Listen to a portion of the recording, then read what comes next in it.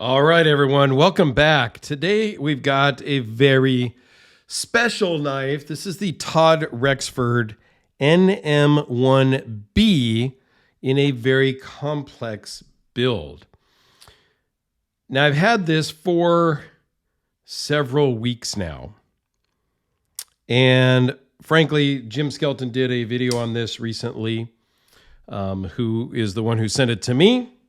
And I will be sending it on to its rightful owner shortly after the time of filming this. And I have spent a lot of time with this at my desk, in the pocket, not outside of the house. But I don't know if, well, I wasn't sure how best to present this knife to you folks, because this is an amazing knife. And I own some amazing and expensive knives. The King Battle, for one. And I wasn't sure I could do the Rexford justice. I've done another Rexford video on a Singularity C recently that I fell in love with, by the way. And this one I really like also. I'm not sure I'm ready for a knife at this level. But maybe I'm broken, because I would buy this and carry it and scratch it up more than it already is. And it would just be, if I were going to buy this, which it is sort of for sale, I think, I would probably just carry these two knives. And I would flip-flop back and forth between the two and give zero fill in the blank. I've carried this now for 120 something days and have used it, carried it, really don't care. This one I would also treat equally as well. I'm going to make this video more about the knife and less about the price, but because the price is already out there, I will just tell you it's $28,000. I think if you were looking to buy it, you could get a slight discount. I did talk to the owner about that, and because I know that he is interested in a Frank Fisher battle, and I've got several. For a minute out of town last weekend in in Michigan, I'm maybe going to Atlanta shortly, I started contemplating which could I trade or sell to buy this? But I couldn't get to the price that he was asking. It just didn't work for me mentally and whatnot. You guys can nicely and comment down below about the price. We can converse about that in a pleasant, polite way, if you like. But let's dive into the actual knife and the specs on this thing. And I'm not going to go through all the specs like I normally do, because at this price point, some of it is irrelevant on the specs. But I wanted you to understand its overall general size and dimensions, okay? It is almost 5 inches, just a hair under 5 inches closed. 8 5/8 overall with a 3.76 inch blade. Okay. Weighs in at 5.4 ounces, so it's perfectly carryable. Runs on bearings. Todd's large radius bearings, I think is how he classifies it. And it's 0.515 thick, not including the pocket clip. Contoured titanium scales with chamfered pockets for the hand-rubbed, chamfered, dovetailed inlays. It's really a piece of art. And those of you familiar with Todd Rexford, he needs no real introduction, but if you're not familiar, he's a former mechanical engineer now making knives, and is one of the premier legendary living knife makers of all time. Each one of these is chamfered opposite the chamfering in the scale. Like it's crazy if it'll focus. Each inlay is individually hand rubbed, etched, or engraved with the lines, and then the anodized blue. The chamfers you can see on this back one here are also anodized blue so that it plays with the light. I mean, it's just amazing. And one of the amazing things is all the lines line up. And they're going to line up even more as we get to the backside with the pocket clip. The pivot-ish, if you call that, the pivot overlays, because there is no hardware. This is multi-dimensional. It kind of steps down. It's recessed with the lines as well. And frankly, that is one thing that I don't really like about it. I don't like that that's recessed. If that was more flush for me and my personal tastes, I would like that better.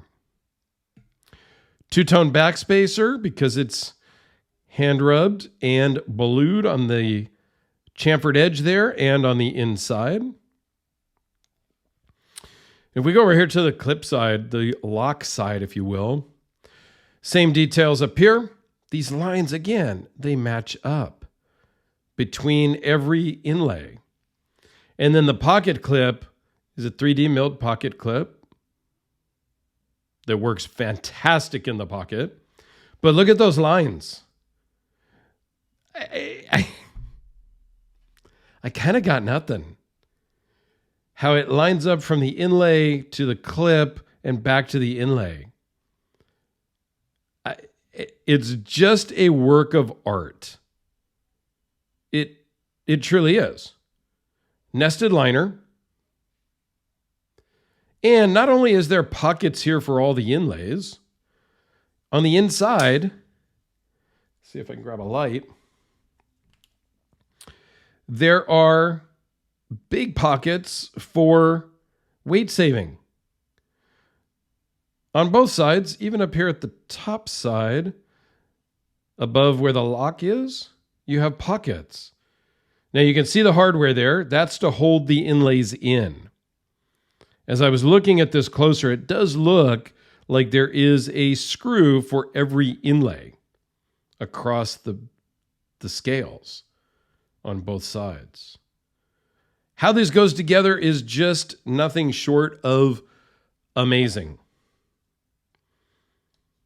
If we zoom out a little bit with the light, maybe you can see how that plays on the chamfered edges. This is just amazing. I'm honored that I've had the chance to handle this. If we get past the art piece, this is a truly functional working tool. It's very sharp. It has great ergonomics. This could be an absolute workhorse as an EDC carry knife. It's much more practical than the blade on the Battle of any size. This double recurve Tonto is fantastic, and I love it. Is it as practical for daily tasks? Maybe not so much. This one would probably struggle at a steakhouse cutting a steak in such a way that you could eat it easily. Sure, it would cut it here and the tip, and like this would just glide right through the steak.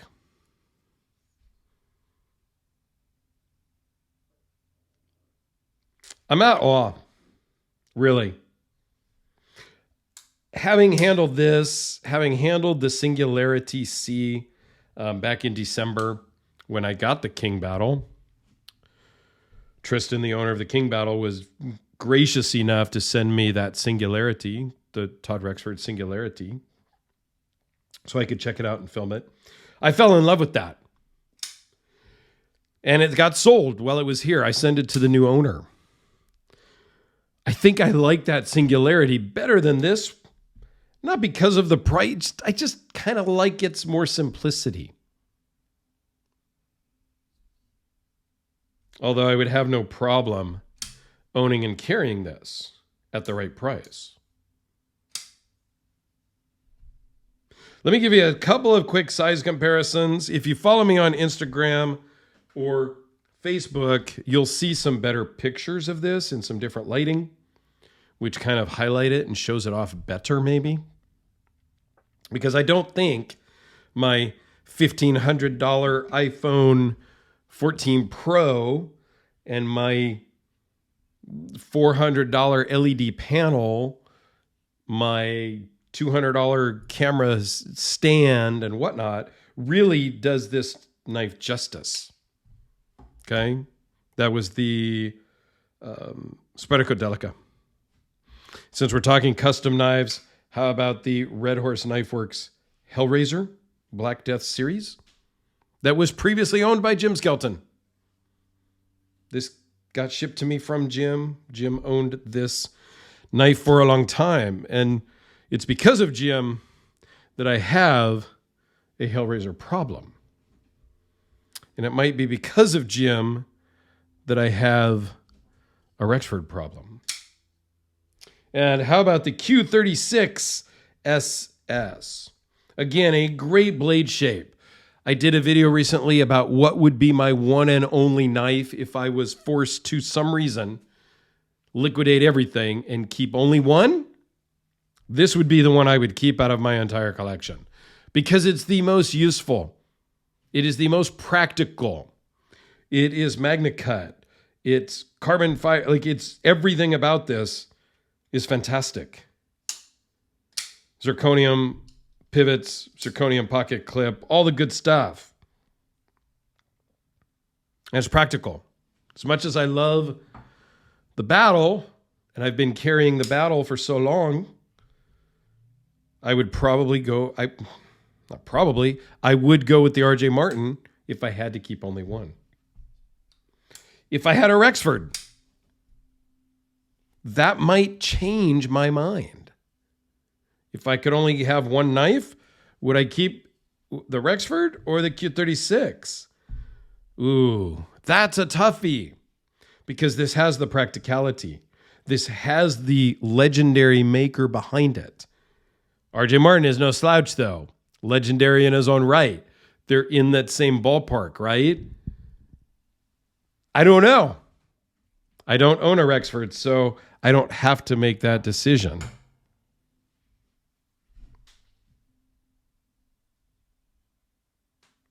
Let me know your thoughts down below about the knife itself. If you want to be polite and have some courteous conversations about pricing, I'm all for it. If we want to say, oh my God, why did somebody spend more on a knife than I spent on my car, which is actually absolutely the case. In my case, I bought my 2013 Ford Focus ST for like $26,000. This absolutely cost more than my car.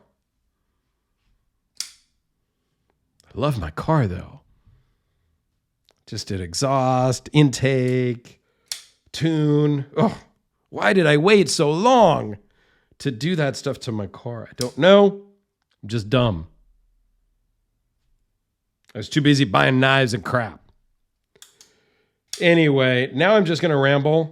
I would ask you to go check out Jim's video. And I don't often promote other channels' videos, but in this case, I think his lighting, his photography, all of that is better.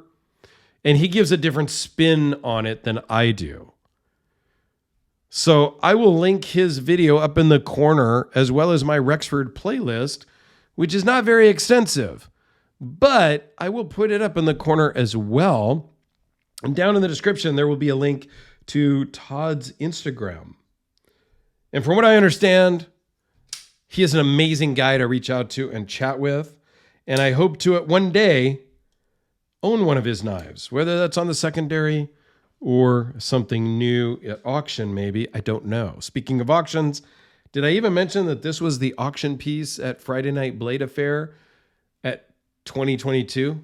So at the California Custom Knife Show, Friday night before the show, they hold the Friday Night Blade Affair, where a lot of the top makers, usually RJ Martin is there, Todd Rexford is there, Edison from Sharknivco is usually there. Some of those big name players are in the Friday Night Blade Affair, and they have auction knives. That's what this was back in 2022. So it's relatively a new knife still. It's got some love, got some use, got some scratches, got some scuffs, but that's what they're made for. So, all right, there you go. I think I've rambled enough. Please let me know down below your thoughts on this thing. Because I would love to hear it. Have a fantastic day. And thanks for sticking around. If you've made it this far, comment car payment down below. Thanks, guys.